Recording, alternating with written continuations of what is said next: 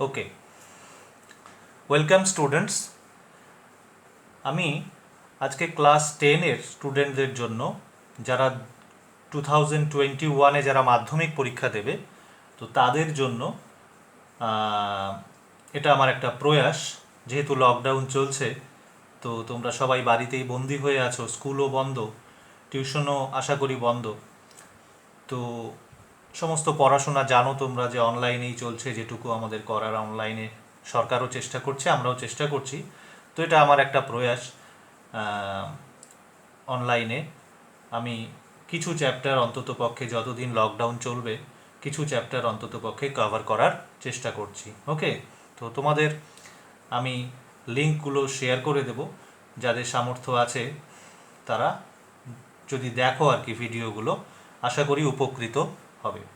তো চলো শুরু করা যাক। আমরা সেকেন্ড চ্যাপ্টারটা শুরু করছি, গ্যাসের আচরণ। কেমন? তো গ্যাসের আচরণ আমরা এই চ্যাপ্টারে কি পড়বো আমি একটু আগে বলে দিই। তোমরা গ্যাস এর নাম তো জানো, অনেক গ্যাসের নাম আশা করি জানো। তোমরা জানো যে আমাদের পৃথিবীর উপরে যে বায়ুমণ্ডল আছে, সেই বায়ুমণ্ডলে বিভিন্ন রকমের গ্যাস আছে। মূলত নাইট্রোজেন আছে, অক্সিজেন আছে, কার্বন ডাই অক্সাইড আছে, এছাড়াও আরও অন্যান্য গ্যাসও আছে। তোমরা বিভিন্ন গ্যাসের নাম আশা করি শুনেছ, যেমন ধরো ammonia, sulphur dioxide, nitrogen dioxide, nitric oxide, carbon monoxide, এরকম প্রচুর গ্যাস আছে। তোমরা আরও ভবিষ্যতে জানতেও পারবে কেমিস্ট্রি যখন পড়বে। সেই সমস্ত গ্যাস কী করে প্রিপেয়ার করতে হয়, তাদের কী ধর্ম, সেগুলো সম্পর্কেও বিস্তারিত জানতে পারবে।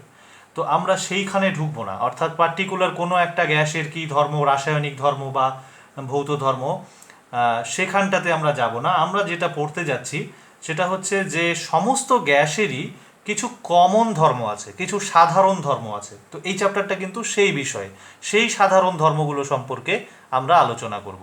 ওকে, সমস্ত গ্যাসেরই আছে এই ধর্মগুলো। তো শুরু করি। তো প্রথমেই যে ধর্মটা নিয়ে আমরা আলোচনা করব সেটা হচ্ছে গ্যাসের আয়তন। ওকে, গ্যাসের আয়তন। আয়তন বা ইংরেজিতে বলে ভলিউম।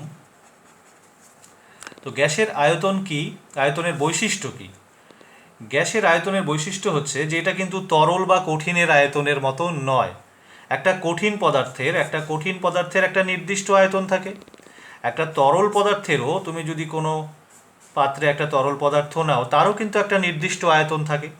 এটা কিন্তু তুমি যদি পাত্র পরিবর্তন করো, তুমি ধরো এই তরলটাকে যদি এরকম একটা পাত্রে ঢালো, তাহলে কিন্তু আয়তনের কোনো পরিবর্তন হবে না। আয়তন এখানেও যদি ভি থাকে, তাহলে এখানেও কিন্তু ভি থাকবে। একটা কথা বলি, সেটা হচ্ছে আয়তনকে আমরা ভি অক্ষর দিয়ে লিখি, কারণ আয়তনের ইংরেজি হচ্ছে ভলিউম।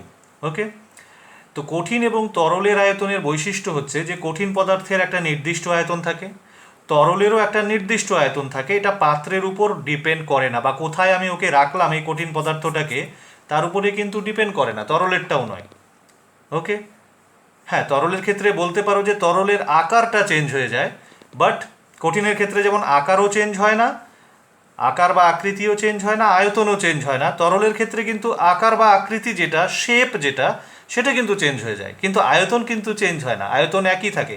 এখানে যদি মনে করো 2 লিটার তরল থাকে, তাহলে এখানেও কিন্তু 2 লিটারই আছে। ওই তরলটা যদি এখানে ঢালি, তাহলে তরলটার আয়তন কিন্তু 2 লিটার, এটা বাড়বেও না কমবেও না।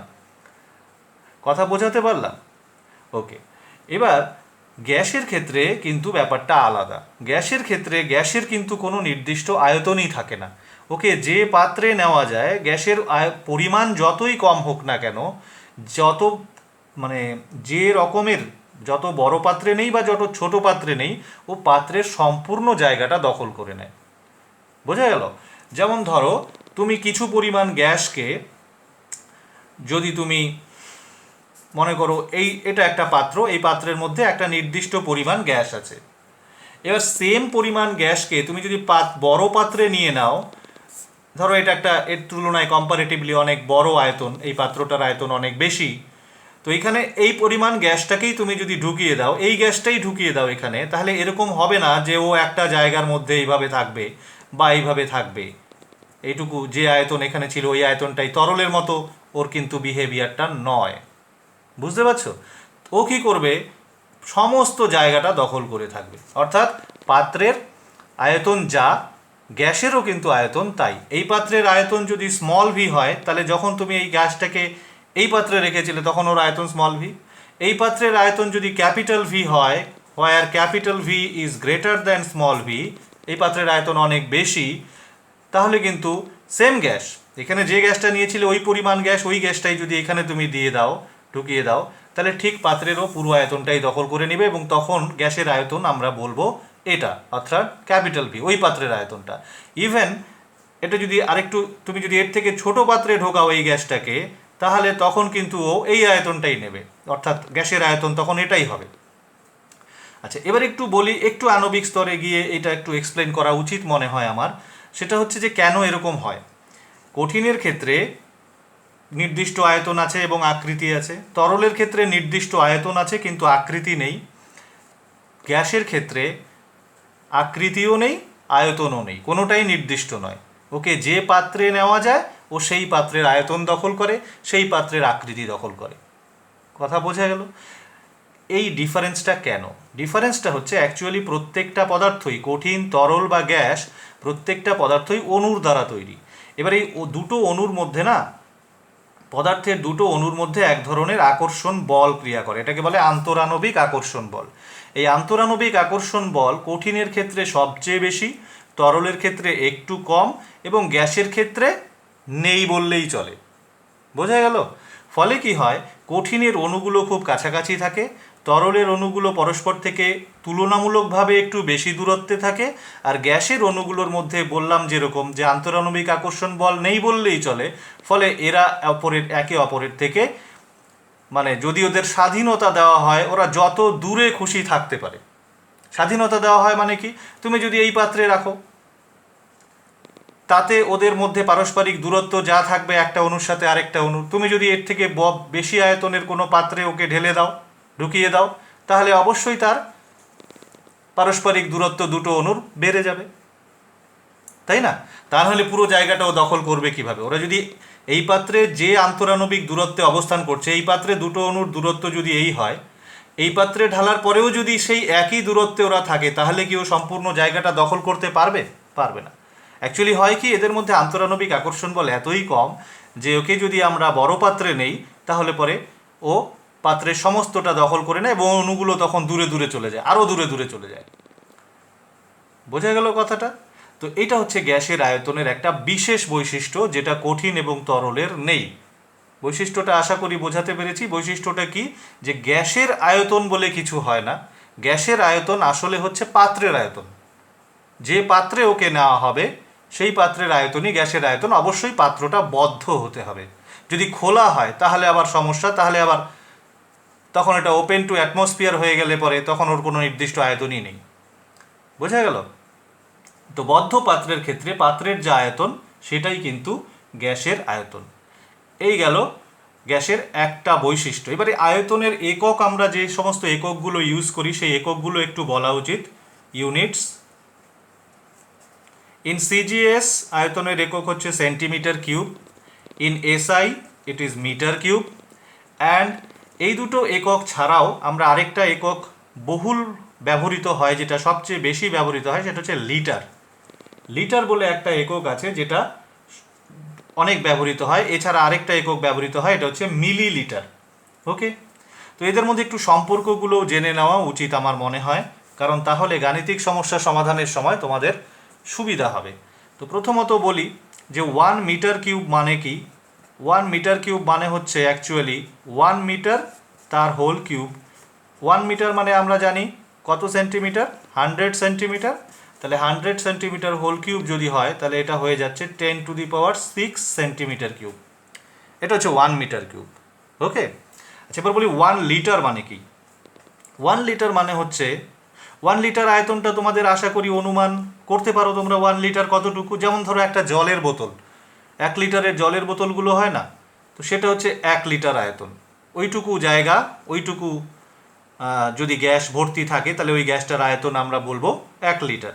ধরো একটা খালি বোতল, মুখটা বন্ধ করা আছে, তাহলে ভিতরে গ্যাস আছে, বায়ু আছে, নাইট্রোজেন, অক্সিজেন আছে, তো সেটার আয়তন হচ্ছে 1 লিটার।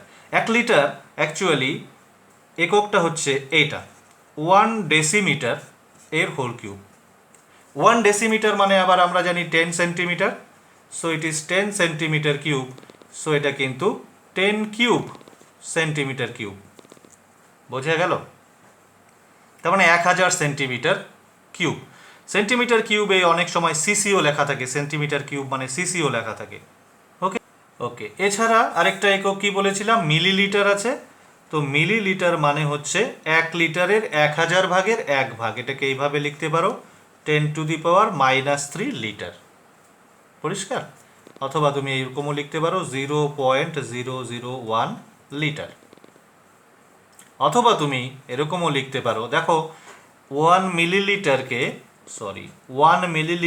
তুমি যদি সেন্টিমিটার কিউবে প্রকাশ করো তাহলে কি দাঁড়াবে? 10⁻³ লিটার এটা। এবার এইখান থেকে আসো, 10⁻³ ইন্টু 10⁻+3 সেন্টিমিটার কিউব। এই যে দেখা যাচ্ছে 1 লিটার মানে কত? 1 লিটার মানে হচ্ছে 10³ সেন্টিমিটার কিউব। তাহলে 1 মিলিলিটার মানে কত হবে? 1 মিলিলিটার মানে 10⁻³ লিটার। তাহলে 10⁻³ ইন্টু লিটার, তো লিটারের বদলে এটা বসিয়ে দাও। তাহলে এটা আলটিমেটলি কত দাঁড়ালো? 1 সেন্টিমিটার কিউব। তার মানে 1 সেন্টিমিটার কিউব আর 1 মিলিলিটার কিন্তু বেসিক্যালি একই একক, এদের মধ্যে কোনো পার্থক্য নেই। পরিষ্কার? আচ্ছা, এবার আমি আরেকটা জিনিস এখানে লিখেছি, দেখো, সেটা হচ্ছে 1 মিটার কিউব ইকুয়াল টু, আমাদের তো এটা ছিল 10⁶ সেন্টিমিটার কিউব। তো এটাকে আমরা এরকম করেও তো লিখতে পারি, কোনো অসুবিধার তো কিছু নেই। তো এরকম করে যদি লিখি তাহলে কিন্তু আমি এটাকে লিখতে পারি, 10³ মানে 1000, বা 10³ লিখতে পারো। তাহলে 1000 আর 10³ সেন্টিমিটার কিউব মানে কত? দেখো এই যে 10³ সেন্টিমিটার কিউব মানে, বা 1000 সেন্টিমিটার কিউব মানে কিন্তু 1 litre. So it is actually 1000 litre. তো মনে রাখো যে 1 metre cube is actually 1000 litre বা 1000 লিটার। তাহলে এই যে এককগুলো, 4টা একক আমি আয়তনের এখানে লিখেছি, একটু সামারি করে দিই। 1 centimetre cube, 1 metre cube, 1 litre and 1 millilitre. এদের মধ্যে সবচেয়ে ছোট হচ্ছে সেন্টিমিটার কিউব বা মিলিলিটার। এরা বেসিক্যালি একই। এই দেখো 1 মিলিলিটার আর 1 সেন্টিমিটার কিউব কিন্তু একই একক, পরিমাণটা সেম। তুমি ml লিখতে পারো, সেন্টিমিটার কিউবও লিখতে পারো, সেম। আচ্ছা, এবং 1 মিটার কিউব যে এককটা, সেটা হচ্ছে এই 4টার মধ্যে সবচেয়ে বড়। 1 লিটার মানে হচ্ছে 1000 সেন্টিমিটার কিউব, আর 1 মিটার কিউব মানে হচ্ছে 10⁶ সেন্টিমিটার কিউব। 10⁶ মানে হচ্ছে 10 লাখ, 10 লাখ সেন্টিমিটার কিউব। আর 1 লিটার মানে 1000 সেন্টিমিটার কিউব। তার মানে তুমি বুঝতে পারছো যে 1 মিটার কিউব মানে আসলে 1000 লিটার। তো এদের মধ্যে সবচেয়ে বড় একক হচ্ছে এটা, মিটার কিউব। সেই জন্য মিটার কিউব এককটা খুব বেশি এই চ্যাপ্টারে তোমরা ব্যবহার হতে দেখবে না। তোমরা বেশিরভাগ দেখবে এই 3টা একককে ব্যবহার হতে, ml, এল আর হচ্ছে সেন্টিমিটার কিউব। বুঝতে পারছো? ওকে, তো আয়তনের সম্পর্কিত যে প্রাথমিক আলোচনা সেটা মোটামুটি এটুক। এবার আমরা চলে যাব গ্যাসের যেটা দ্বিতীয় ধর্ম, সেটা হচ্ছে চাপ। তো চলো চাপ সম্পর্কে একটু জেনে নিই। ওকে, তো চলে যাচ্ছি গ্যাসের আরেকটি ধর্ম, চাপ। ইংরেজিতে বলে প্রেশার। চাপ কথাটার সাথে তোমরা নিশ্চয়ই পরিচিত। তো এখানে গ্যাসের চাপ বলতে আমরা কি বুঝি সেইটা আমরা বোঝার চেষ্টা করব। ধরো এটা একটা পাত্র, বদ্ধ পাত্র, তার ভেতরে কোনো একটি গ্যাস আছে, যে কোনো গ্যাস, কার্বন ডাই অক্সাইড হোক, অক্সিজেন হোক, নাইট্রোজেন হোক, বা অন্য কোনো গ্যাস হোক। তো এই গ্যাসটা কিন্তু পাত্রের দেওয়ালে কি করে? চাপ প্রয়োগ করে। ওকে, এবার চাপ কাকে বলে এবং কোথার থেকে এই চাপের উৎপত্তি, সেই বিষয়টা আমাদের একটু বুঝতে হবে।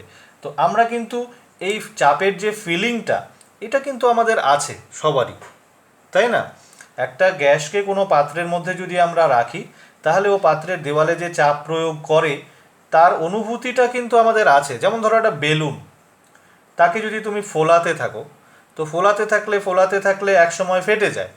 টায়ার, হাওয়া বেশি হয়ে গেলে বা গরমকালে ফেটে যায়। তো কারণটা কি? কারণটা হচ্ছে নিশ্চয়ই ভেতর থেকে বল প্রযুক্ত হয়, ওয়ালের উপরে টায়ার হলে টায়ারের ওয়ালের উপরে বা বেলুন হলে বেলুনের যে ম্যাটেরিয়ালটা, যেটা বেলুন যা দিয়ে তৈরি তার উপরে বল প্রয়োগ হয়। বল প্রয়োগ না হলে তো ফাটতে পারে না, তাই না? একটা বস্তুকে ছিঁড়ে ফেলা, ফাটিয়ে ফেলা, ভেঙে ফেলা, তার জন্য তো বল দরকার। নিশ্চয়ই ভেতরে বল প্রযুক্ত হয়। তো কে প্রয়োগ করে? ভেতরে কে আছে? ভেতরে গ্যাস আছে। তো গ্যাস কিন্তু বল প্রয়োগ করে। এই বলের থেকেই কিন্তু চাপের সৃষ্টি। চাপ কিছুই না, চাপ তোমরা ছোটবেলাতেও পড়েছো, চাপ হচ্ছে বল বাই ক্ষেত্রফল, অর্থাৎ একক ক্ষেত্রফলের উপর প্রযুক্ত বলকে আমরা চাপ বলি। ঠিক আছে, অবশ্যই সেই বলটা মানে চাপের যে টেকনিক্যাল ডেফিনিশন সেখানে যেটা বলা হয়েছে সেটা হচ্ছে একক ক্ষেত্রফলের উপর লম্বভাবে প্রযুক্ত বলকে চাপ বলা হয়। ওকে, আচ্ছা এবার বলি গ্যাসের চাপের কারণটা কি। হ্যাঁ, এখানেই আমি একটু এক্সপ্লেন করে দিই, যদিও চ্যাপ্টারের শেষের দিকে হয়তো আরও একবার এটা পড়তে হবে আমাদের। তো চাপ কোথা থেকে অ্যাকচুয়ালি জন্ম হয় চাপের, মানে গ্যাসের ক্ষেত্রে পাত্রের দেওয়ালেও কীভাবে কেন বল প্রয়োগ করে? অ্যাকচুয়ালি গ্যাসের গতীয় তত্ত্ব বলে একটা তত্ত্ব আছে যেটা তোমরা পরবর্তীতে পড়বে। তো গতীয় তত্ত্বে বলা হয়েছে যে গ্যাসের অণুগুলো কিন্তু কেউই চুপচাপ থাকে না, ছোটাছুটি করতে থাকে, সব সময় এরকম এলোমেলো বিশৃঙ্খলভাবে ছোটাছুটি করতে থাকে। এই ছোটাছুটি করার সময় ওরা নিজেদের মধ্যে ধাক্কা খায় এবং পাত্রের দেওয়ালের সাথেও ধাক্কা খায়, অর্থাৎ অণুগুলো এইদিকে এইদিকে এইদিকে বিভিন্ন দিক থেকে এসে পাত্রের দেওয়ালে কিন্তু ধাক্কা মারে। এটাই স্বাভাবিক, যেহেতু ওরা বিশৃঙ্খলভাবে ছোটাছুটি করে, ধাক্কা মারাটাই স্বাভাবিক, তাই না? তো পাত্রের দেওয়ালে যে ধাক্কা মারে, কোনো বস্তু যখন কোনো বস্তুকে ধাক্কা মারে তখন অ্যাকচুয়ালি কী করে? একটা বস্তু আরেকটা বস্তুকে, ধরো এটা একটা মার্বেল, এটা আরেকটা মার্বেল, এই মার্বেলটা দিয়ে এই মার্বেলটাকে হিট করা হলো, এগিয়ে ধাক্কা মারলো। তো ধাক্কা মারার সময় অ্যাকচুয়ালি কী হয়? অ্যাকচুয়ালি এই বস্তুটার উপরে একটা বল প্রয়োগ করে, ফোর্স অ্যাপ্লাই করে। ওকে, তো সিমিলারলি গ্যাসের প্রত্যেকটা অণু, এই অণুগুলো কি করছে? পাত্রের দেওয়ালে গিয়ে বল প্রয়োগ করছে। তো এই বলের জন্যই কিন্তু পাত্রের দেওয়ালে চাপ পড়ে। চাপের কারণটা কিন্তু এই বল। এই পাত্রের দেওয়ালের প্রতি একক ক্ষেত্রফলে, ধরো এইটুকু জায়গা একক ক্ষেত্রফল বা এইটুকু জায়গা একক ক্ষেত্রফল, প্রতি একক ক্ষেত্রফলে লম্বভাবে যে পরিমাণ বল প্রযুক্ত হয় গ্যাসের অণুগুলির দ্বারা, সেটাই কিন্তু গ্যাসের চাপের পরিমাপ। বোঝা গেল? তাহলে গ্যাসের চাপকে আমরা লিখি পি, বিকজ চাপের ইংরেজি হচ্ছে প্রেশার। প্রেশার মানে কি? প্রেশার মানে হচ্ছে লম্বভাবে প্রযুক্ত বল বাই ক্ষেত্রফল। ধরো পাত্রের ক্ষেত্রফল হচ্ছে এ, পাত্রের এই সমগ্র চারিদিকের ক্ষেত্রফল হচ্ছে এ, এবং সব ওয়াল মিলিয়ে টোটাল বল প্রযুক্ত হচ্ছে গ্যাসের অণুগুলির দ্বারা, সব ওয়ালে টোটাল বল প্রযুক্ত হচ্ছে মনে করো এফ। তাহলে পরে এফ বাই এ কে আমরা বলি চাপ। প্রতি একক ক্ষেত্রফলে কত বল প্রযুক্ত হচ্ছে সেটাকে আমরা চাপ বলি। অবশ্যই বলটা কিন্তু নর্মাল ফোর্স হতে হবে, অর্থাৎ লম্বভাবে প্রযুক্ত বল, লম্ব বল। হ্যাঁ, কারণ কোনো কোনো অণু কিন্তু পাত্রের দেওয়ালে এইভাবেও বল প্রয়োগ করে, তাই না? এরকম করে গিয়ে তির্যকভাবে ধাক্কা মারতে পারে। তাহলে এই বলটা কিন্তু লম্ব বল না, তবে এই বলের কিন্তু একটা অংশ লম্ব দিকে অবশ্যই আছে। সেই অংশটাকে চাপ হিসাব করার সময় সেই অংশটাকে কনসিডার করতে হয়। এটা একটু জটিল তোমাদের এই ক্লাসে বোঝার জন্য, আপাতত এইটুকু বুঝলেই চলবে যে লম্বভাবে প্রযুক্ত বল বাই ক্ষেত্রফল, এটাকে বলে চাপ। হ্যাঁ, পাত্রের দেওয়ালে কিন্তু অণুগুলো যে কোনো দিক থেকে এসে র্যান্ডমলি ধাক্কা মারে, কেউ লম্বভাবেই ধাক্কা মারে, কেউ তির্যকভাবে ধাক্কা মারে। তো যে যেভাবেই ধাক্কা মারুক, যে যেভাবেই বল প্রয়োগ করুক, সেই বলের যে লম্ব উপাংশগুলো সেইগুলোকে আমাকে কনসিডারেশনে নিতে হবে। সেইগুলোকে হিসাবের মধ্যে নিয়ে আমরা যদি টোটাল বল বের করি, বাই ক্ষেত্রফল করি, তাহলে কিন্তু আমরা চাপ পাবো। বোঝা গেল? তো চলো এবার চাপের এককগুলো কি কি হবে এখান থেকে বের করে নেই আমরা।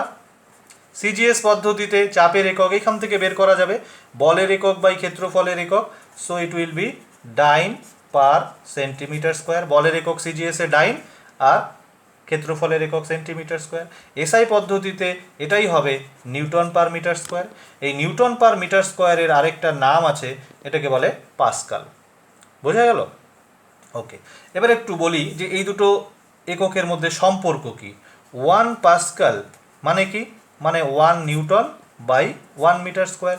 1 নিউটন মানে তোমরা ক্লাস 9-এ শিখেছো 10⁵ ডাইন, আর 1 মিটার স্কোয়ার মানে তুমি লিখতে পারো 100 সেন্টিমিটার তার হোল স্কোয়ার। সো এটা কি দাঁড়াচ্ছে? 10⁵ ডাইন ডিভাইডেড বাই 100 সেন্টিমিটার স্কোয়ার, মানে 1000 সেন্টিমিটার স্কোয়ার। 10⁵ মানে একের পরে 5টা শূন্য, এখানে 4টা শূন্য, so it is 10 dyne per centimetre square. তো এই সম্পর্কটা কিন্তু মনে রাখবে যে 1 পাস্কাল বলো বা 1 নিউটন পার মিটার স্কোয়ার বলো is equal to 10 dyne per centimetre square. CGS পদ্ধতিতে চাপের একক আর এসআই পদ্ধতিতে চাপের এককের সম্পর্ক এটা। ওকে, তো চাপের এই দুটো একক তো স্ট্যান্ডার্ড একক, একটা সিজিএস একটা এসআই। এছাড়াও কিন্তু কিছু প্রচলিত একক আছে যে এককগুলো দিয়ে আমরা জেনারেলি চাপের মান প্রকাশ করি। যেমন একটা চাপের একক হচ্ছে অ্যাটমসফিয়ার, হ্যাঁ, বায়ুমণ্ডলীয় চাপ।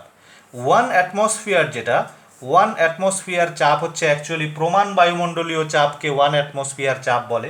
এটা হচ্ছে তোমরা প্রমাণ বায়ুমণ্ডলীয় চাপের সংজ্ঞা যদি পড়ো, এই ক্লাসেও আছে, যদি আগে পড়ে থাকো তাহলে আরও ভালো তোমরা জানো যে 0°C উষ্ণতায় 76 সেন্টিমিটার পারদস্তম্ভের চাপ। আরও টেকনিক্যালি সংজ্ঞাটা বলতে গেলে 0°C উষ্ণতায় 45° অক্ষাংশে সমুদ্র পৃষ্ঠে 76 সেমি পারদস্তম্ভের চাপকে প্রমাণ বায়ুমণ্ডলীয় চাপ বলে। তো এই চাপের যে মানটা, এটা যদি আমরা হিসাব করি, এটা এরকম আসে 1.0813 into 10⁵ newton per metre square. অথবা তুমি যদি ডাইন পার সেমি স্কোয়ারে লিখতে চাও তাহলে ইট উইল বি এরকম 1.013 ইন্টু 10⁶, ডাইন পার সেমি স্কোয়ার। কারণ একটু আগে দেখেছো যে 1 নিউটন পার মিটার স্কোয়ার মানে হচ্ছে 10 ডাইন পার সেমি স্কোয়ার, সেই জন্য দেখো একটা শূন্য এখানে বেশি আছে। ওকে, তো এইটা একটা প্রচলিত একক। তোমরা বিভিন্ন অঙ্ক টঙ্ক করার সময় দেখবে যে এই এককটাতে চাপ প্রকাশ করা হয়। এছাড়া আরও কিছু একক প্রচলিত আছে, যেমন 1 বার বলে একটা একক আছে। বার হচ্ছে অ্যাকচুয়ালি 10⁶ ডাইন পার সেমি স্কোয়ার, অথবা যদি নিউটন পার মিটার স্কোয়ারে লেখো তাহলে 10⁵ নিউটন পার মিটার স্কোয়ার। এইটা একটা একক প্রচলিত আছে। আরও একটা একক আছে টর। তো ঠিক আছে, এই মোটামুটি এই কটা জানলেই চলবে। হ্যাঁ, সবচেয়ে বেশি ব্যবহৃত হয় হচ্ছে পাস্কাল এই এককটা, আর হচ্ছে অ্যাটমসফিয়ার। এছাড়া আরেকটা জিনিস আমি বলি, চাপকে আরেক রকমভাবে প্রকাশ করা হয়। চাপের এককে প্রকাশ করা হয় না, কিন্তু পারদস্তম্ভের দৈর্ঘ্য দিয়ে প্রকাশ করা হয়। এর সাথে হয়তো তোমরা পরিচিত, সেটা হচ্ছে ধরো অঙ্কের মধ্যে লেখা থাকবে, তোমাদের দেখবে যখন গাণিতিক সমস্যা সমাধান করবে, যে কোনো একটি গ্যাসের চাপ হচ্ছে 76 সেমি পারদ, অথবা এই সেমিটা অনেক সময় মিলিমিটারে থাকে, হয়তো কোনো একটা গ্যাসের চাপ 750 মিলিমিটার পারদ। তো এর অর্থ কী?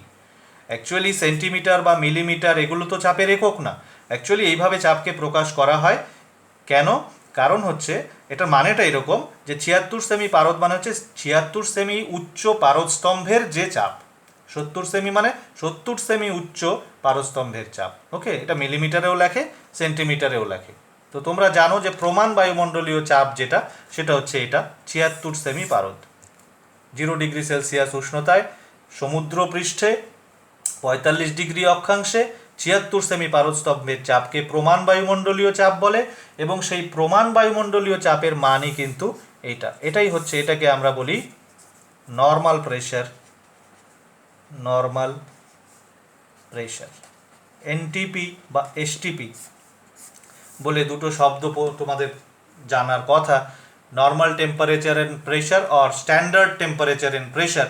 তো স্ট্যান্ডার্ড প্রেশার বা নর্মাল প্রেশার বলতে আমরা যেটা বুঝি, বাংলায় প্রমাণ চাপ বলতে যেটা বুঝি, সেটা কিন্তু এই চাপটা।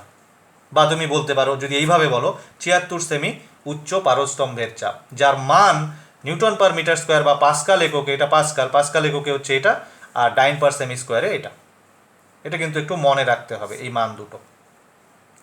কথা পরিষ্কার?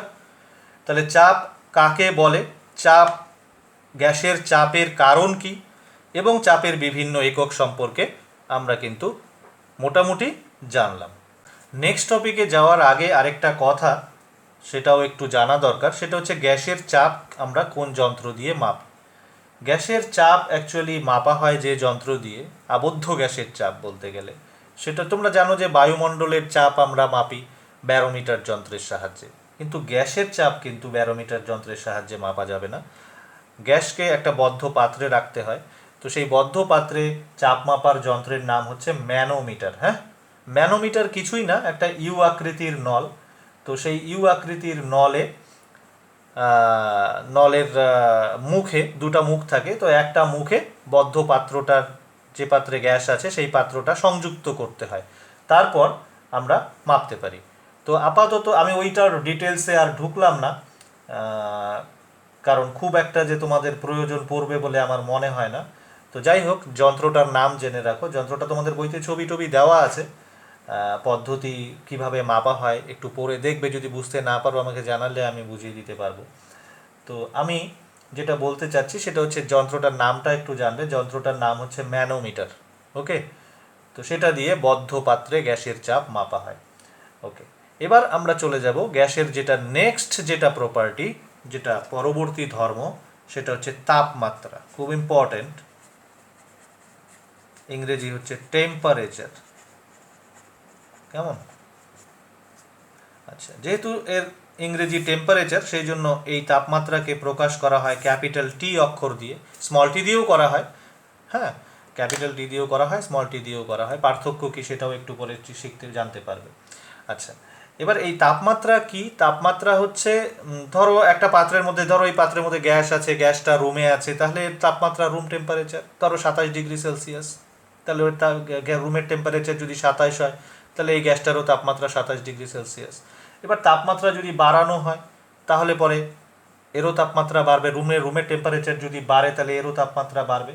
তো গ্যাসের তাপমাত্রা তোমরা পড়বে এরপরে, যে গ্যাসের তাপমাত্রার সাথে ডিরেক্ট সম্পর্ক আছে গ্যাসের অণুগুলোর শক্তির। অর্থাৎ গ্যাসের, আমি কি বলছিলাম একটু আগে, যে গ্যাসের অণুগুলো ভেতরে কি করে? ছোটাছুটি করে।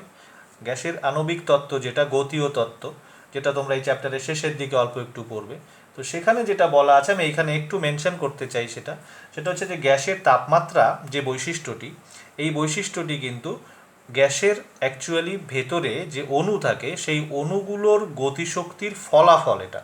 অর্থাৎ কিনা গ্যাসের অণুগুলোর গতিশক্তি যদি বাড়ে তখনই আমরা দেখতে পাই যে গ্যাসটার তাপমাত্রা বাড়ছে, বা যখন অণুগুলোর গতিশক্তি কমে তখন গ্যাসের তাপমাত্রা কমে। তুমি উল্টো দিক থেকেও বলতে পারো, তাপমাত্রা বাড়লে গতিশক্তি বাড়ে, তাপমাত্রা কমলে গতিশক্তি কমে।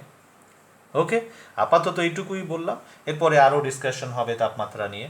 হ্যাঁ, ওকে। এবার তাহলে তিনটা বেসিক যে ধর্ম গ্যাসের, সেটা হচ্ছে কি, গ্যাসের আয়তন, গ্যাসের চাপ এবং গ্যাসের তাপমাত্রা। এই তিনটাই কিন্তু গ্যাসের মেইন ভ্যারিয়েবল কোয়ান্টিটি বলতে পারো, অর্থাৎ তিনটাই পরিবর্তনশীল কোয়ান্টিটি, পরিবর্তন করা যায়। এবং এই তিনটার যে মিউচুয়াল সম্পর্ক, অর্থাৎ পারস্পরিক সম্পর্ক, কি কি শিখলাম আমরা? একটা হচ্ছে ভলিউম ভি, আরেকটা হচ্ছে প্রেশার পি, আরেকটা হচ্ছে টেম্পারেচার টি। তো এদের যে পারস্পরিক সম্পর্ক, এছাড়া আরও একটা চলরাশি আছে, সেটা হচ্ছে গ্যাসের ভর। তো গ্যাসের এই যে চারটা চলরাশি, আমরা মূলত এখন যেটা পড়বো এই চ্যাপ্টারে, সেটা হচ্ছে এই চারটি চলরাশির সম্পর্ক। বুঝতে পারছো? এদের পারস্পরিক সম্পর্কের কথা পড়বো। সেই সম্পর্কগুলোই বিভিন্ন সূত্র আকারে এখানে দেওয়া আছে। হ্যাঁ, আমরা তিনটে সূত্র, অ্যাকচুয়ালি চারটা সূত্র পড়ব। বয়েল সূত্র, তারপরে চার্লসের সূত্র, তারপরে এদের সমন্বয় সূত্র। ওকে, এছাড়া আরেকটা সূত্র এখানে ইনক্লুডেড হবে, সেটা হচ্ছে অ্যাভোগাড্রো সূত্র। বুঝতে পারছো? এই চারটা সূত্র আমরা মেইনলি এই চ্যাপ্টারে পড়ব এখন। ওকে, তো চলো মুভ করি নেক্সট পার্টে। ওকে, এবার আমরা শুরু করছি গ্যাসের সূত্রাবলী। হ্যাঁ, তো ফার্স্ট আমরা কি পড়ব বলেছিলাম আমি? প্রথম আমরা পড়ব বয়েল সূত্র, বয়েলের সূত্র। আচ্ছা, প্রথমেই বলে দিই যে বয়েলের সূত্র, আমি কি একটু আগে বলেছি যে গ্যাসের সূত্রগুলো কার কার মধ্যে সম্পর্ক? চারটা চলরাশির সম্পর্ক, V, P, T and M. এই চারটা চলরাশির পারস্পরিক সম্পর্ক। তো বয়েলের সূত্রে অ্যাকচুয়ালি আমরা যে সম্পর্কের কথা পড়ব সেটা হচ্ছে বিটুইন ভি অ্যান্ড পি, এই দুটোর সম্পর্ক। হোয়েন, যখন কিনা টি অ্যান্ড এম আর কনস্ট্যান্ট, অর্থাৎ যখন গ্যাসের ভর এবং গ্যাসের তাপমাত্রা এই দুটো যখন ধ্রুবক থাকবে, স্থির থাকবে, তখন গ্যাসের আয়তন এবং চাপের কি সম্পর্ক সেটাই বয়েল সূত্রে বলা হয়েছে। ওকে, তো সূত্রটা আমি পরে বলি, সূত্রটা বরং তোমরাই বলবে, আমি সূত্রটার এক্সপ্লেনেশনটাই আগে বলি।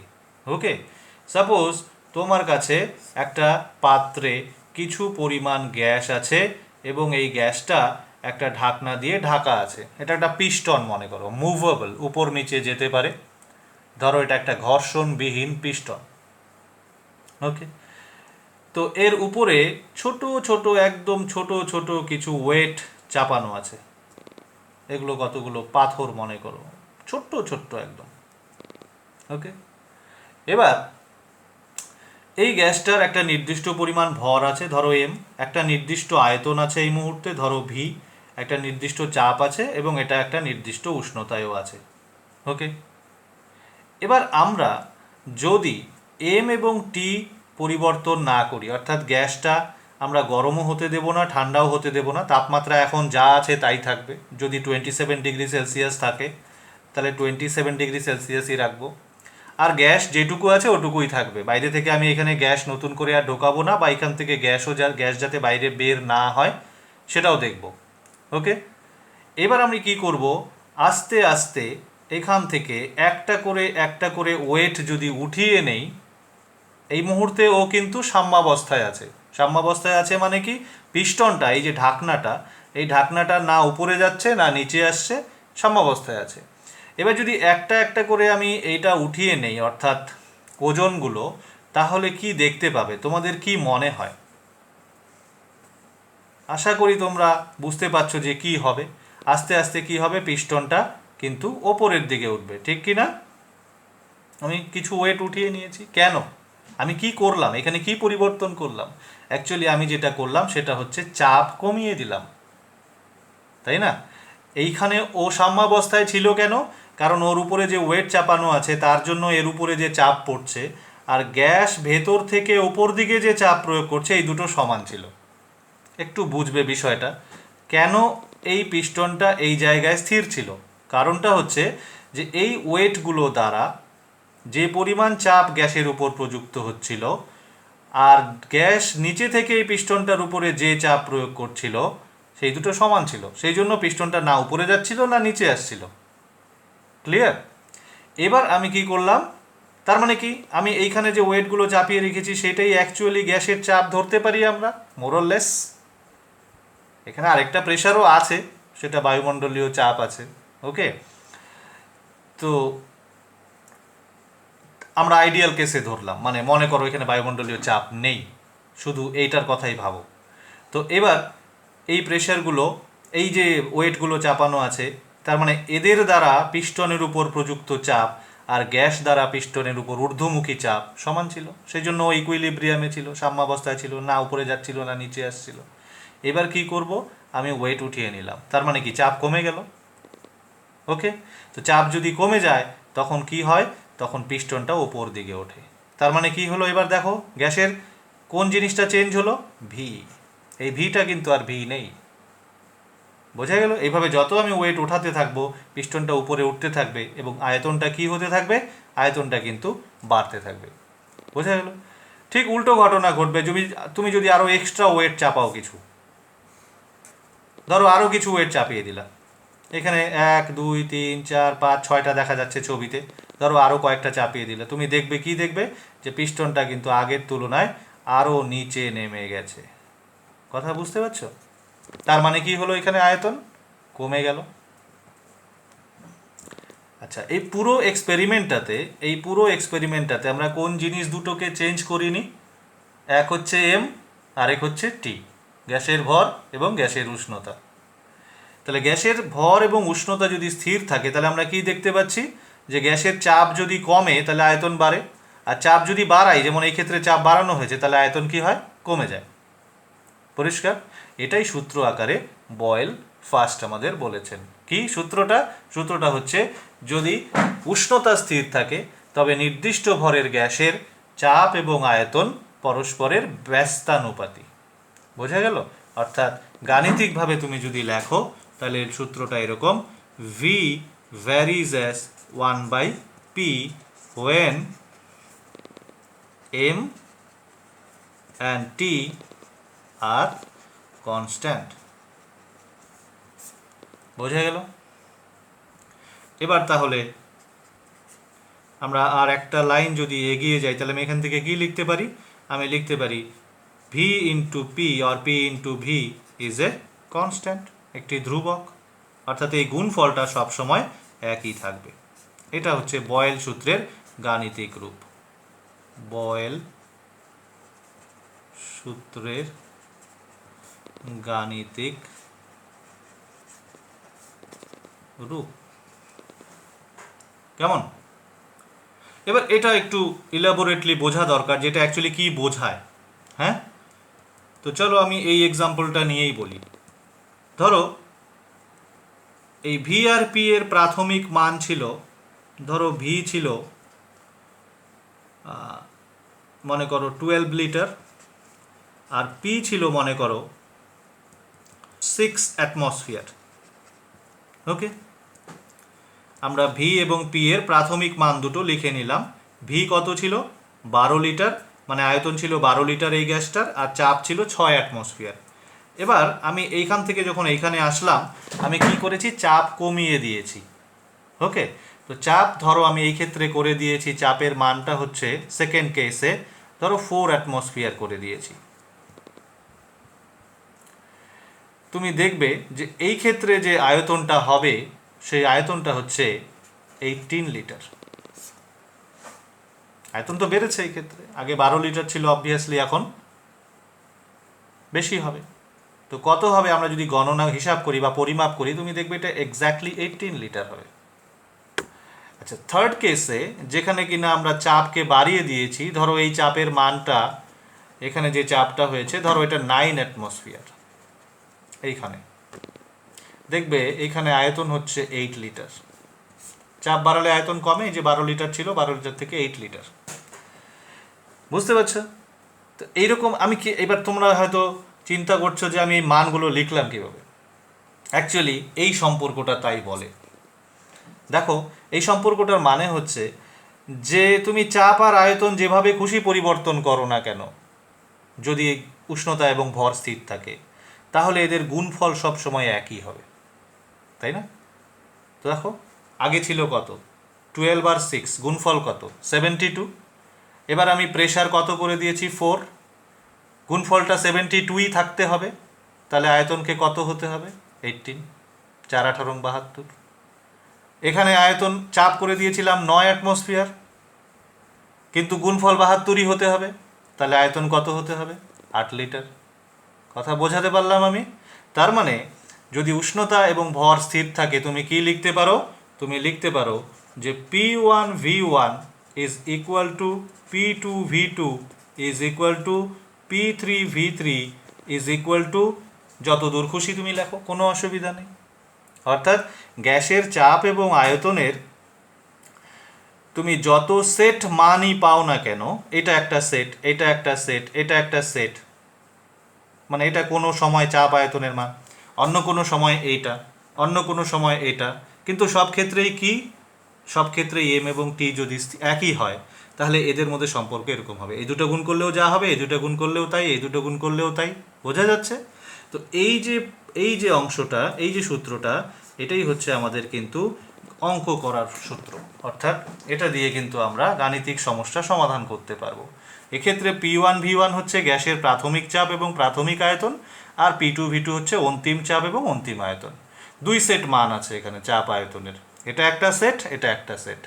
বুঝতে পারছো? তো এই 4টা মানের মধ্যে যদি কোনো একটা অজানা থাকে, এই অঙ্কগুলো কেমন হয়? খুবই সিম্পল অঙ্ক। এটা হচ্ছে তোমার সমীকরণ, এর 4টা রাশি আছে এখানে, দেখতেই পাচ্ছ, P1 P2 V1 V2। P1 হচ্ছে প্রাথমিক চাপ, P2 হচ্ছে অন্তিম চাপ, V1 প্রাথমিক আয়তন, V2 অন্তিম আয়তন। এই 4টার মধ্যে কি থাকবে? 3টা দেওয়া থাকবে, একটা দেওয়া থাকবে না, বের করতে হবে। তো সিম্পল অঙ্ক, এগুলো আমরা করতে পারি। পরীক্ষায় আসে, মাধ্যমিক পরীক্ষায় গ্যাস থেকে একটা অঙ্ক কিন্তু কম্পালসারি আসবেই। ওকে, 2 মার্কসের একটা অঙ্ক আসবে। তো এই চ্যাপ্টারের যে সূত্রগুলো আছে, যেগুলো দিয়ে অঙ্কগুলো করতে হয়, তার মধ্যে এটাই হচ্ছে প্রথম সূত্র, P1 V1 equal to P2 V2 when M and T are constant, that is গ্যাসের ভর এবং গ্যাসের উষ্ণতা যদি স্থির থাকে। তো চলো এই ফর্মুলার একটা প্রয়োগ আমরা দেখে নিই, আরও পরিষ্কার হয়ে যাবে তাহলে। চলো, আচ্ছা, আমি একটা গাণিতিক সমস্যা নিচ্ছি এবং বয়েল সূত্র দিয়ে সেটা কিভাবে সমাধান করতে হবে সেটা একটু দেখাচ্ছি। হ্যাঁ, একটা অঙ্ক আছে যে ঘরের তাপমাত্রায় ৭৬ সেমি পারদ চাপে কোনো নির্দিষ্ট ঘরের গ্যাসের আয়তন যদি ১ লিটার হয়, তাপমাত্রা অপরিবর্তিত রেখে ১৯ সেমি পারদ চাপে ওই গ্যাসের আয়তন কত হবে? বোঝা যাচ্ছে অঙ্কটা শুনলে ভালো করে? তাপমাত্রা কি? T equal to room temperature, লেখো রুম টেম্পারেচার বা ঘরের তাপমাত্রা। আচ্ছা, এবার আসি, বলেছে ওই তাপমাত্রায় চাপ কত? P1 প্রাথমিক চাপ, ধরো এটা এটা হচ্ছে ৭৬ সেমি পারদ, যেটা একটু আগে আমি বলেছি যে চাপকে এইভাবে লিখি আমরা। ওকে, এটা দেওয়া আছে, আয়তনও দেওয়া আছে কত? গ্যাসের আয়তন হচ্ছে ১ লিটার দেওয়া আছে, তাপমাত্রা সেমই আছে, এটা কোনো পরিবর্তন হয়নি, ওই গ্যাসটাই ওই পরিমাণ গ্যাসই আছে, এবার চাপটা চেঞ্জ করা হয়েছে, চাপ কত? ১৯ সেন্টিমিটার পারদ করা হয়েছে, তাহলে বলছে গ্যাসটার আয়তন কত হবে, অর্থাৎ V2 কত হবে বের করতে হবে। তো সিম্পল, আমরা কি জানি, আমরা এখান থেকে শুরু করি, P1 V1 equal to P2 V2। বলো কোনটা বের করতে বলেছে তোমাকে? V2। তো এখান থেকে আগে V2-র একটা এক্সপ্রেশন তৈরি করে নাও, কীরকম? এটা হবে P1 V1 বাই P2। তো P1 V1 P2 তিনটার মানই তোমার জানা। P1 হচ্ছে ৭৬ সেমি পারদ, V1 হচ্ছে ১ লিটার, আর P2 হচ্ছে ১৯ সেমি পারদ। কাটাকাটি করো, সো 4 লিটার। পরিষ্কার, অ্যান্সার এসে গেল। তো এইভাবে কিন্তু আমরা বয়েল সূত্রের গাণিতিক সমস্যা সমাধান করতে পারি। বয়েল সূত্রের গাণিতিক সমস্যা খুবই সিম্পল হয়, চিন্তার কোনো কারণ নেই। তো এইভাবে জাস্ট ৪টা রাশি, ৩টা দেওয়া থাকে, একটা বের করতে হয়। তো আশা করি তোমরা করতে পারবে, তোমরা বইতে যেগুলো আছে অনুশীলনীতে বা টেস্ট পেপারে তোমরা নিয়ে ট্রাই করে দেখবে। ওকে, আশা করি হয়ে যাবে। এবার আসি, এই যে বয়েল সূত্র আমরা শিখলাম, এই বয়েল সূত্রে আমরা কি শিখলাম? আমরা শিখলাম যে পি এবং ভি, এই যে রাশি দুটো, এই দুটো একটার সাথে আরেকটা কিভাবে পরিবর্তিত হয়। তো আমরা কি শিখেছি? আমরা শিখলাম যে এদের সম্পর্ক হচ্ছে ব্যস্তানুপাতিক, অর্থাৎ একটা বাড়লে আরেকটা কমে। তো এটাকেই আমরা একটা গ্রাফের সাহায্যে প্রকাশ করতে পারি। তো চলো সেই গ্রাফটা আমরা আঁকবো এবার। হ্যাঁ, পিভি গ্রাফ। তো পিভি গ্রাফ আঁকার জন্য কি করতে হবে? আমাকে একটা গ্যাস নিতে হবে, নিয়ে তার চাপ আয়তন, চাপের মান পরিবর্তন করে করে দেখতে হবে যে আয়তন কিভাবে পরিবর্তিত হয়, সেই মানগুলোকে নোট করতে হবে, নোট করে করে আমাকে কিছু মান, মানে একটা ছক তৈরি করতে হবে। তোমরা জানো গ্রাফ আঁকতে গেলে কি লাগে? এরকম বিন্দু লাগে, তাই না? তো এই ক্ষেত্রে এক্স ওয়াই কে কে বলো? এক্ষেত্রে এক্স ওয়াই হচ্ছে পি আর ভি। আমরা জেনারেলি যেটা করি সেটা হচ্ছে আমরা এক্স অক্ষ বরাবর হচ্ছে ভিকে নিই, আর ওয়াই অক্ষ বরাবর হচ্ছে পি লিখি, পিকে প্রকাশ করি। বুঝতে পারছো? তো এবার পি আর ভি এর মানগুলোকে আমাকে পরীক্ষা করে করে বের করে নিতে হবে। তো আমি একটু আগে একটা এক্সাম্পল দিয়েছিলাম, তোমাদের মনে আছে এক্সাম্পলটা? এই যে এক্সাম্পলটা দেখো, এই যে আমি এই মানগুলো নিই, হ্যাঁ, আরও সঙ্গে আরও 2টা সেট নিয়ে নেব দরকার পড়লে। দেখো, একটা সেট হচ্ছে P6 V12, আরেকটা 418, আরেকটা 98। চলো এই মানগুলো লিখি। হ্যাঁ, 6 আর 12, ভি ছিল 12 লিটার, পি ছিল 6। পিকে যখন আমরা 6 থেকে 4 করে দিলাম তখন এটা কত হয়ে গেল? 18। যখন 9 করে দিলাম তখন কত হয়ে গেল? এটা 8। আচ্ছা বলো তো, যখন এটা 12 করে দেব তখন কত হয়ে যাবে? 6। যখন এটা মনে করো 18 করে দেব তখন এটা কত হয়ে যাবে? 4, হবে না? কারণ আমরা যে সূত্র শিখলাম একটু আগে, পি ইন্টু ভি সবসময় সেম থাকতে হবে। এই দেখো, 6 into 12, 4 into 18, 9 into 8, 12 into 6, 18 into 4। So these are all same, সবগুলোই হচ্ছে 72। তো এই সেট, এই যে আমি পি আর ভি এর কিছু মান নিলাম, সেই মানগুলো দিয়ে কিন্তু আমি গ্রাফটা ড্র করতে পারি। তো চলো গ্রাফটা ড্র করি, দেখি কি হয়। কি বলছিলাম আমি? এক্স অক্ষ বরাবর ভি আর ওয়াই অক্ষ বরাবর পি। চলো ধরো আমি এরকম নিই, ধরো এরকম আছে 1 2 3 4 5 6 7 8 9 10 11 12 13 14 15 16 আর একটু বড় নিতে হবে 17 18 19 20 এই এদিকেও তাই 1 2 3 4 5 6 7 8 9 10 11 12 13 14 15 16 17 18 ধরো একটু অ্যাডজাস্ট করে নাও। আচ্ছা, এবার আমরা বসাবো বিন্দুগুলো। এটা হচ্ছে ভি অক্ষ আর এটা হচ্ছে আমার পি অক্ষ, মনে রাখবে এই যে পি অক্ষ ভি অক্ষ। চলো বসাই। তো ভি এর মান প্রথমে কত আছে, ছোট ছোট মানগুলো দিয়ে স্টার্ট করি। ভি এর মান ছোট, সবচেয়ে ছোট মান কোনটা আছে দেখো, সবচেয়ে ছোট হচ্ছে 4, তাহলে 1 2 3 4। তখন পি এর মান কত 18, তার মানে এইখান থেকে শুরু হবে গ্রাফটা। দেখা যাচ্ছে তো, একটু হিজিবিজি হয়ে গেল, ভিতরে ঢুকে গেল, কোনো ব্যাপার না। তাহলে এইটা আমার একটা পয়েন্ট, ফার্স্ট পয়েন্ট। যখন এটা 6, 4 এর পরে এই যে 6 এ এটা চাপটা কমে আসলো, কত হলো 12 হয়ে গেল। 1 2 3 4 5 6 7 8 9 10 11 12, তার মানে এইখানে চলে আসলো 6 এ। এই যে 6 দেখো একটু, এই যে সরি একটু এদিক ওদিক হয়ে যাচ্ছে, এই যে হচ্ছে দ্বিতীয় বিন্দুটা। 8 কোথায় আসলো, 8 চলে আসলো এটা 9 এ। এই যে 8 9 এদিকে কোথায় 1 2 3 4 5 6 7 8 9, এই যে তোমার থার্ড পয়েন্ট। ওকে, তারপরে 4 6 8, তারপরে এই মানটা নাও 12, 9 10 11 12, এই যে 12তে কততে চলে আসলো 6, 1 2 3 4 5 6। চলো 6 চলে যাও, 12তে হচ্ছে 6। তারপরে কোথায় চলে আসলাম আমরা 18তে, এটা 18তে চলে আসো। 18 কোথায়, এটা 12 যদি হয় 13 14 15 16 17 18, এই যে 18তেও চলে আসলো 4 একদম, 1 2 3 4, তার মানে এই লেভেলে চলে আসলো। দেখতে পাচ্ছ, তার মানে কীরকম গ্রাফ হবে দেখো।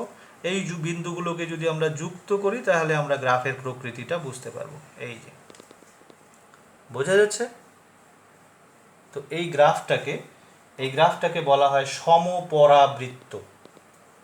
হ্যাঁ, তো কোনো রাশি যদি অন্য একটি রাশির সঙ্গে ব্যস্তানুপাতে সম্পর্কিত থাকে, তাহলে ওই রাশি দুটির গ্রাফ আঁকলে কিন্তু এইরকমই হয়, সমপরাবৃত্তাকার গ্রাফ হয়। বোঝা গেল? তোমরা যদি এখানে বুঝতে না পারো, আমি এখানে আরেকবার এঁকে দিচ্ছি ছোট করে। এটা মনে রাখবে যে এক্সামে যদি গ্রাফ আঁকতে বলে, তখন আমাদের এই তথ্যগুলো নিয়ে গ্রাফ আঁকার কিন্তু কোনো প্রয়োজন নেই। এক্সামে শুধু যেটা জানতে চায় সেটা হচ্ছে গ্রাফের নেচারটা কীরকম। তো গ্রাফের নেচার হচ্ছে ভি পি, তো নেচার হচ্ছে এরকম সমপরাবৃত্তাকার। This is the nature. এটা আঁকলেই সব চলবে, এখানে কোনো তোমার আয়তনের মান বসাতে হবে না, বা চাপের মান বসাতে হবে না, বা কোনো এককও বসাতে হবে না। পরিষ্কার? তো এই ছিল বয়েল সূত্র অনুযায়ী পিভি লেখচিত্র। আচ্ছা, এই প্রসঙ্গে আরও একটা গ্রাফ ইম্পর্টেন্ট এক্ষেত্রে, সেটা হচ্ছে, ভাবো একটু, আমরা আরেকটা গ্রাফ যদি আঁকি, এইখানে ধরো এই অক্ষে আমি দিলাম পি, আর এই অক্ষে আমি বসাবো পিভি, পি ভার্সেস পিভি। বোঝা গেল? তো দেখো এই মানগুলো নিয়েই আমরা আঁকতে পারি। পি এর বিভিন্ন মান নাও, ধরো এটা হচ্ছে পি এর মান, মনে করো এই হচ্ছে পি এর মানগুলো আমাদের কত কত আছে দেখো, 2 4 6 8 10 12 14 16 18। ওকে, আর পিভির মান ধরো এরকম আছে, এটা ধরো 18 36 54 72 এরকম আছে, আমি নিলাম সুবিধার জন্য নিলাম আর কি, যাই হোক। তো 2 যখন প্রেশার, যখন 2 কোনো আমাদের এখানে মান নেই, যাই হোক, আমাদের প্রেশারের ভ্যালু এখানে মিনিমাম আছে 4 এ কত পিভির মান বলো? যখন প্রেশার 4, পি ইন্টু ভি কত? P into V is 72, so this is 1 point, এই যে 72, প্রেশার ইজ 4। প্রেশার যখন 6 তখনও 72, ঠিক কি না? প্রেশার যখন 8 তখনও 72, যখন 9 তখনও 72, যখন 12 তখনও 72, ইজন্ট ইট? যখন 18 তখনও 72। So this graph will B A straight line. বোঝা যাচ্ছে? তাহলে আমরা যদি পিভি এর সাথে পি এর গ্রাফ আঁকি, বা উল্টা করে বললে পি এর সাথে পিভি এর গ্রাফ আঁকি, তাহলে আমরা এই ধরনের গ্রাফ পাবো, যেটা কিনা পি অক্ষের সমান্তরাল হবে। বোঝাতে পারলাম? তো এই দুটো গ্রাফ কিন্তু বয়েল সূত্র থেকে পরীক্ষায় আসে, ইম্পর্টেন্ট কিন্তু এই দুটো গ্রাফ। ওকে, ইনফ্যাক্ট গতবার বোধহয় এটা আসছিল, আমার যতদূর মনে পড়ে, ভুলও হতে পারি আমি। ওকে, তো বয়েল সূত্র থেকে যা যা আলোচনা করার ছিল মোটামুটিভাবে আমি আলোচনা করলাম। কি আবার একটু সামারি করে দেই। বয়েল সূত্রটা কি ছিল? সূত্রটা ছিল পি আর ভি এর সম্পর্ক যখন এম এবং টি অর্থাৎ ভর এবং উষ্ণতা স্থির থাকে। সূত্রটার দিকে একটু যদি আমরা তাকাই, এই ছিল সূত্রটা, V into P, V varies S 1/p, VP equal to ধ্রুবক। এটা গাণিতিক নিয়ম অনুসারে হয়েছে, কারণ সমানুপাতি সম্পর্ক থাকলে তোমরা জানো যে পরবর্তী লাইনে ইকুয়াল টু দিলে একটা ভেদ ধ্রুবক দিয়ে গুণ করতে হয়। তো এখানে গুণ করতে তাহলে এটা কে বাই পি হতো, পিটাকে এই পাশে নিয়ে আসো, তাহলে পি ভি ইকুয়াল টু ধ্রুবক। বোঝা গেল? এরপরে আমরা এটাকে এক্সপ্লেইন করেছি যে এটার অ্যাকচুয়াল মিনিংটা কি। এটার অ্যাকচুয়াল মিনিং হচ্ছে যে ভি এবং পি অর্থাৎ চাপ এবং আয়তনের যত সেট মানই তুমি পাও না কেন একই তাপমাত্রায় নির্দিষ্ট ঘরের গ্যাসের ক্ষেত্রে, সেই সেট মানগুলোর গুণফল সবসময় সেম হবে। যেমন আমি এখানে উদাহরণ দিয়ে দেখিয়েছিলাম, চাপ যখন 6 তখন আয়তন 12, চাপ যখন 4 তখন আয়তন 18, চাপ যখন 9 তখন আয়তন 8, সব গুণ করলে কত হচ্ছে? 72। তারপরে আমি ইন জেনারেল কি লিখতে পারি? আমি লিখতে পারি যে P1 V1 equal to P2 V2 equal to P3 V3 equal to P4 V4। এই P1 V1 P2 V2 P3 V3 P4 V4 এগুলো কি? এগুলো হচ্ছে চাপ আয়তনের বিভিন্ন সেট মান। ওকে, তো এইটাই কিন্তু আমাদের গাণিতিক সমস্যা সমাধান করার বা অঙ্ক করার সূত্র। P1 V1 equal to P2 V2, যেখানে P1 P2 হচ্ছে প্রাথমিক চাপ এবং অন্তিম চাপ, V1 V2 হচ্ছে প্রাথমিক আয়তন এবং অন্তিম আয়তন যথাক্রমে। ওকে, এবার আমরা একটা গাণিতিক সমস্যা সমাধান করেছি। এখানে খুব সিম্পল একটা প্রবলেম, কি করে করতে হয়, 3টে রাশি দেওয়া আছে, একটা দেওয়া নেই, সমাধান করে বের করলাম। ওকে, তো এরকম অঙ্ক বইতে আছে, তোমরা করবে। এবার এই বয়েল সূত্র অনুসারে পি আর ভি এর যদি গ্রাফ আঁকি তাহলে কেমন হবে সেটা আমি একটা ওই যে মানগুলো আগের পৃষ্ঠায় ছিল সেই মানগুলো নিয়েই আমি গ্রাফটা এঁকে দেখালাম। এই গ্রাফটা কীরকম হয়? এটা হচ্ছে আয়তাকার পরাবৃত্তাকার হয়। ওকে, কেন হয় সেটা আমি এই ছক দিয়ে তোমরা নিশ্চয়ই বুঝতে পেরেছো আশা করি। আরেকটা গ্রাফ এখান থেকে আঁকা যায়, সেটা হচ্ছে কি? সেটা হচ্ছে পি ভার্সেস পিভি, অর্থাৎ চাপের সঙ্গে পি এবং ভি এর গুণফলের গ্রাফ পিভি। তো পিভি তো আমরা জানি বয়েল সূত্রের, তো এটাই হচ্ছে মূল কথা যে পিভি চেঞ্জ হয় না, PV is always constant. So what ever V the value of P, P এর মান যাই হোক না কেন পিভির ভ্যালু সবসময় সেম হয়। সেই জন্য গ্রাফটা পি অক্ষের সমান্তরাল একটা সরল রেখা হয়। পরিষ্কার? তো এইটুকু আলোচনা আজকের এই ক্লাসে, এইটুকুই থাক। তোমাদের যেটা কাজ সেটা হচ্ছে যে বয়েল সূত্রের যত গাণিতিক সমস্যা পাবে, সে তুমি টেক্সট বইতে হোক, 2-3টে টেক্সট বই যদি পাও সেখান থেকে যতগুলো কালেক্ট করতে পারো সেটা, এবং টেস্ট পেপার বা কোশ্চেন ব্যাংক যা তোমার কাছে আছে সেটা সমাধান করবে, ট্রাই করবে সমস্যাগুলো নিয়ে। যদি কোনো প্রবলেম হয় আমাকে জানাতে পারো। ওকে, সো আজকের জন্য এইটুকুই। এর পরবর্তী যে ভিডিও সেখানে আমি চার্চের সূত্র এবং চ্যাপ্টারের বাকি অংশটা আলোচনা করব। মনে হয় এই চ্যাপ্টারে 3টে ভিডিও করতে হবে, তো দেখা যাক। হ্যাঁ, ওকে।